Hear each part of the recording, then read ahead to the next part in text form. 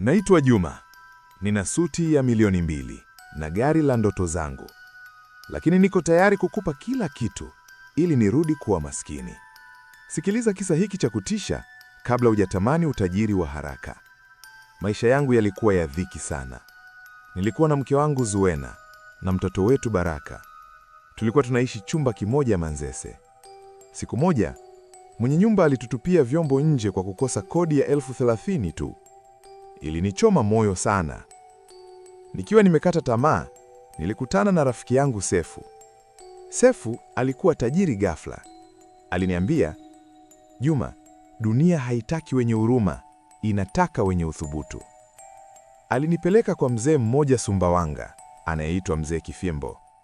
Sefu aliniambia, "Huyu mzee haui mtu, anachukua tu kivuli." Niliwaza, kama ni kivuli tu, si bora kuliko kufa na njaa? Tulipofika kwa Mzee Kifimbo, aliniangalia na kusema anataka kitu kimoja tu kutoka kwangu. Kitu ambacho nilidhani ni chepesi, kumbe ndio kilikuwa tiketi yangu ya kuzimu.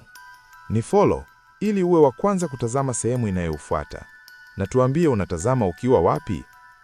Nenda YouTube, search Braka Simulizi.